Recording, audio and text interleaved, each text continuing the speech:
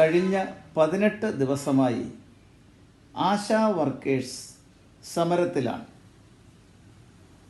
Accredited social health activist എന്നുള്ളതിൻ്റെ ഒരു short ഫോമാണ് ആശ, ASHA എന്ന്.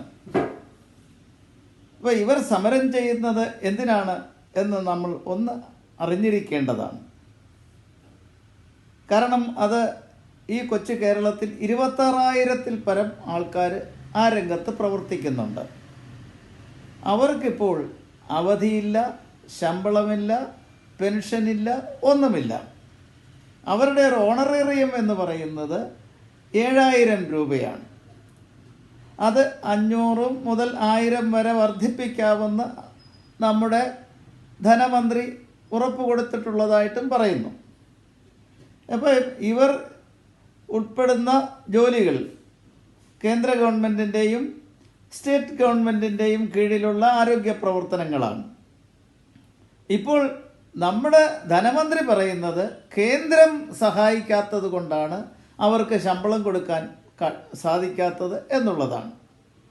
ഇപ്പോൾ ഇവരുടെ മുൻപോട്ട് വയ്ക്കുന്ന ആവശ്യങ്ങളെന്ന് പറയുന്നത് അവരുടെ ശമ്പളം ഒരു മാസം 21,000 രൂപയായി വർദ്ധിപ്പിക്കണം എന്നുള്ളതാണ്. അവർക്ക് പിരിഞ്ഞു പോകുന്ന സന്ദർഭത്തിൽ അവർക്ക് 5 ലക്ഷം രൂപ കൊടുക്കണം എന്നുള്ളതാണ്. അവർക്ക് പെൻഷനൊന്നുമില്ല. 21,000 രൂപ എന്ന് പറയുന്നത് ഇക്കാലത്തൊരു വലിയ സംഖ്യയൊന്നുമല്ല.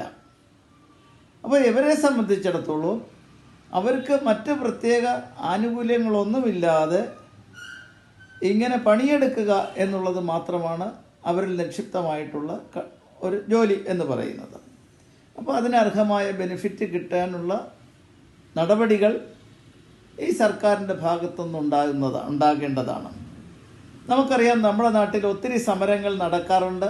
കുറേയൊക്കെ വിജയിക്കും, കുറേയൊക്കെ പരാജയപ്പെട്ടു പോകും. കുറേ സമരങ്ങളെ ആരും കണ്ടില്ലെന്ന് നടിച്ച് തള്ളിക്കളയുകയും ചെയ്യും. പക്ഷേ ഇവിടെ സംഭവിച്ചിരിക്കുന്നത് ഒരു മഹാത്ഭുതമാണ്. ഈ സമരം ചെയ്യുന്നവരെ തെറിവിളിക്കാനും ഭീഷണിപ്പെടുത്താനും അവർക്കെതിരെ കർശന നടപടികൾ സ്വീകരിക്കാനും അവരെ സപ്പോർട്ട് ചെയ്യുന്ന ആൾക്കാരുടെ പുറത്ത് പോലും നടപടികൾ സ്വീകരിക്കാനായിട്ടാണ് നമ്മുടെ സർക്കാർ ശ്രമിക്കുന്നത് എന്ന് ഓർക്കുമ്പോഴാണ് ഇതിൻ്റെ ഒരു പരിതാപകരമായ അവസ്ഥ നമ്മൾ നോക്കേണ്ടത്.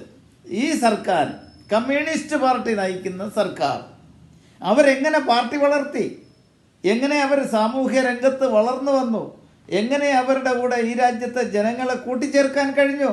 സമരത്തിലൂടെ മാത്രം, അവകാശ സമരങ്ങളിലൂടെ മാത്രം വളർന്നു വന്ന ഒരു രാഷ്ട്രീയ പ്രസ്ഥാനം ഇന്ന് ഭരണത്തിലിരിക്കുമ്പോൾ ജീവിക്കാനുള്ള സാമാന്യമായ അവകാശങ്ങൾക്ക് വേണ്ടി സമരം ചെയ്യുന്നവരെ ഭീഷണിപ്പെടുത്തുക, ഉപദ്രവിക്കാൻ ശ്രമിക്കുക, അവരെ അപഹസിക്കുക, പരിഹസിക്കുക, ആക്ഷേപിക്കുക, ഇതൊക്കെയാണ് ചെയ്യുന്നത്.